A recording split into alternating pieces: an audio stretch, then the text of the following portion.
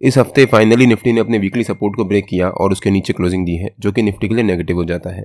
Plus अगले हफ्ते budget भी आना है, जिसका इंपैक्ट निफ्टी पे जरूर पड़ेगा। आपके हिसाब से बजट का निफ्टी पे क्या इंपैक्ट पड़ेगा, प्लीज कमेंट्स में बताइए। हमने अपने पिछले हफ्ते के वीडियो में कवर किया था कि निफ्टी वीकली बेसिस पे एक strong trend reversal candlestick pattern बना रहा है, जिसके बारे में हम लोग इस वीडियो में आगे डिस्कस करेंगे। तो इस वीडियो में हम देखेंगे कि बजट का निफ्टी पे क्या इंपैक्ट पड़ेगा, निफ्टी के अगले हफ्ते की मूवमेंट कैसी रह सकती है और निफ्टी के अगले हफ्ते के लेवल्स क्या रह सकते हैं। उसके अलावा अगर आप F&O ट्रेडर हो तो हमें बजट से पहले किस तरह से ट्रेड करना चाहिए, उसके बारे में भी हम लोग इस वीडियो में आगे डिस्कस करेंगे। सो वीडियो काफी इंपॉर्टेंट होने वाला है, इसको बिना स्किप करे एंड तक जरूर देखिएगा।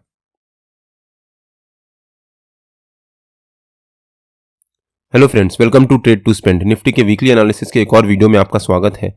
हमने अपने पिछले हफ्ते के वीडियो में कवर किया था कि निफ्टी वीकली बेसिस पे bearish engulfing sort of candlestick pattern बना रहा है, जिसको हम कहते हैं कि एक strong trend reversal candlestick pattern है। बिकॉज अगर निफ्टी या कोई भी स्टॉक अपने अप ट्रेंड में चल रहा हो, उसके टॉप पे जाकर कोई bearish engulfing sort of candlestick pattern बने, तो वो एक थोड़ा सा स्ट्रॉन्ग कैंडलस्टिक पैटर्न होता है। और उसके अगले हफ्ते अगर कोई भी स्टॉक या इंडेक्स अपना जो बियरिश एनगल्फिंग कैंडलस्टिक पैटर्न बनाया है उसके लो के नीचे सस्टेन करता है, तो वो उसके लिए नेगेटिव हो जाता है, या हम कह सकते हैं कि वो सॉर्ट ऑफ कंफर्मेशन होता है। जो पिछले हफ्ते का हमारा लो था या फिर हमारा बियरिश एनगल्फिंग कैंडलस्टिक पैटर्न का लो था 21,285, लेकिन निफ्टी ने समहाउ उसको सस्टेन किया है और जो निफ्टी की इस हफ्ते की क्लोजिंग है वो समवेयर अराउंड 21,352। तो निफ्टी ने बियरिश एनगल्फिंग कैंडलस्टिक पैटर्न को समहाउ सस्टेन किया है और उसके नीचे अभी क्लोजिंग नहीं दी है, जो कि निफ्टी के लिए स्लाइटली पॉजिटिव हो जाता है। लेकिन निफ्टी का जो वीकली का सपोर्ट है 21,500, निफ्टी ने फाइनली उसको ब्रेक किया और उसके नीचे क्लोजिंग दी है। पिछले 4 हफ्ते से निफ्टी समहाउ उसको सस्टेन कर रहा था और उसके नीचे क्लोजिंग नहीं दे रहा था, लेकिन इस हफ्ते निफ्टी ने उसके नीचे क्लोजिंग दी है, जो कि निफ्टी के लिए नेगेटिव हो जाता है। बेयरिश एनगल्फिंग कैंडलस्टिक पैटर्न क्या होता है, उसके बारे में हम लोगों ने अपने पिछले वीकली एनालिसिस के वीडियो में डिटेल में कवर किया है।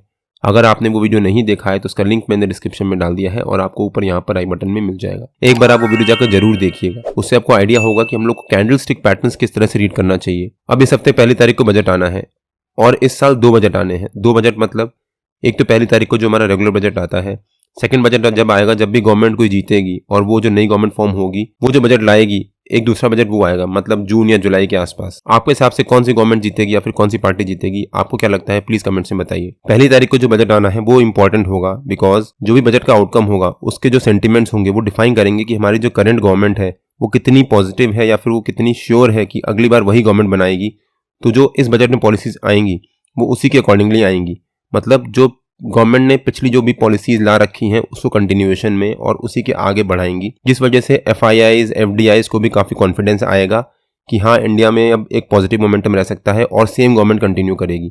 सेम गवर्नमेंट कंटिन्यू करने से क्या फायदा होता है कि जो भी पॉलिसीज वो कर रखी हैं या फिर उन्होंने जो भी पॉलिसीज रोल आउट करी हैं, अगर गवर्नमेंट चेंज होती है तो वो उस पॉलिसीज को थोड़ा सा ट्वीकिंग करती है या फिर उन पॉलिसीज को पॉज करती है, जिस वजह से जो भी फॉरेन इन्वेस्टमेंट्स होते हैं उनको थोड़ा सा इंपैक्ट पड़ता है। और अगर ये गवर्नमेंट थोड़ा सा भी बजट में पॉजिटिव सेंटीमेंट दिखाती है तो इंडियन मार्केट को एक पॉजिटिव इंपैक्ट पड़ेगा, जिस वजह से मार्केट में बहुत अच्छी मोमेंटम आ सकता है। बजट तक कैसे ट्रेड करना है उसके बारे में हम लोग इस वीडियो में आगे डिस्कस करेंगे, लेकिन अगर बजट हल्का सा भी पॉजिटिव रहा तो उसका इंपैक्ट निफ्टी पे बहुत अच्छा पड़ सकता है और हो सकता है अगले महीने या फिर फरवरी में या मार्च फर्स्ट वीक तक निफ्टी में एक बहुत अच्छा मोमेंटम रहे और निफ्टी ऊपर की तरफ एक नए हाइज बनाए। अब देखते हैं कि निफ्टी की अगले हफ्ते की मूवमेंट कैसी रह सकती है। मेरे ख्याल से निफ्टी में अगले हफ्ते एक साइडवेज मूवमेंट रह सकती है। हो सकता है निफ्टी मंडे को ऊपर जाए, ट्यूसडे को नीचे, वेडनेसडे को फिर से ऊपर और एक साइडवेज मोमेंटम ही दिखाए, जहां पर निफ्टी कल मतलब मंडे को ओपनिंग दे और हो सकता है उसी के आसपास निफ्टी एक रेंज में ट्रेड करता रहे 100-200 पॉइंट की।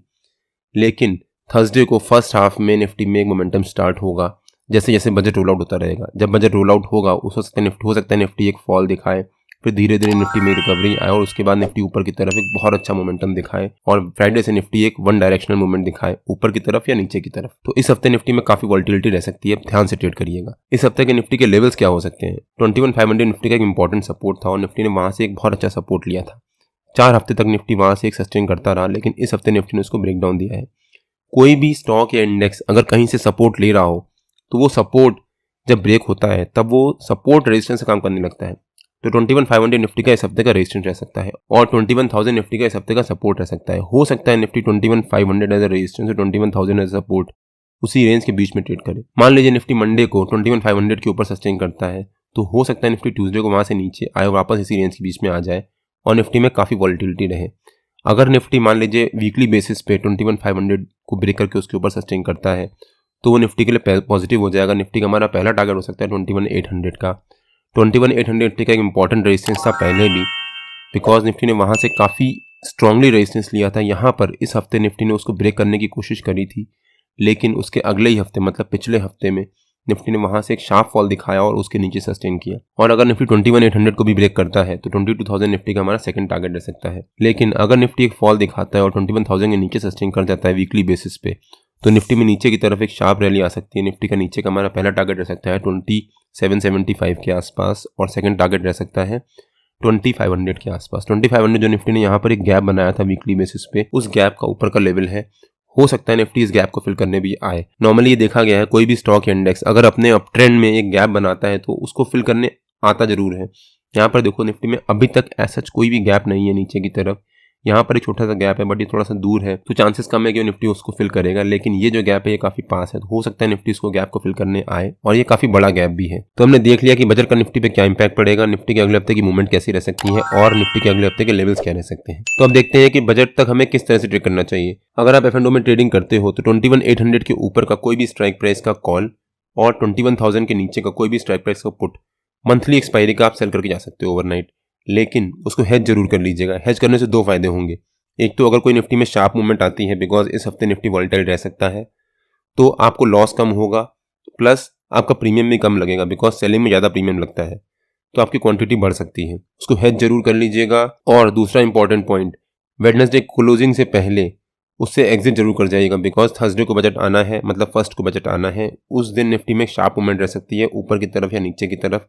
और अगर आप होल्ड करते हो, मान लीजिए आपने मंडे को सेल किया, अगर आप थर्सडे तक होल्ड करते हो तो वहां पर शार्प मूवमेंट की वजह से जो भी आपने प्रॉफिट बनाया होगा आपको लॉस हो सकता है। इसलिए वेडनेसडे मार्केट क्लोजिंग से पहले जरूर एग्जिट हो जाइएगा। बजट के लिए जो भी स्ट्रैटेजी होगी वो मैं अपने व्हाट्सएप प्रीमियम ब्रॉडकास्ट में शेयर कर दूंगा। अगर आपको मेरा व्हाट्सएप प्रीमियम ब्रॉडकास्ट ज्वाइन करना है तो अभी एक ऑफर चल रहा है 26 जनवरी का, आप वहां से भी जाकर ज्वाइन कर सकते हो। और एनीवेज मैं निफ्टी और बैंक निफ्टी के लेवल्स रेगुलर बेसिस पे अपने टेलीग्राम चैनल में पोस्ट करता रहता हूं। अगर आपने मेरा टेलीग्राम चैनल ज्वाइन नहीं किया है तो उसका भी लिंक मैंने डिस्क्रिप्शन में डाल दिया है और आप मेरे को टेलीग्राम में ट्रेड टू स्पेंड नाम से शेयर मार्केट ज्वाइन कर सकते हो। अगर आपको वीडियो अच्छा लगा हो तो please like share and subscribe और अपने दोस्तों को भी शेयर करते रहिए। Till than happy trading and जय हिंद।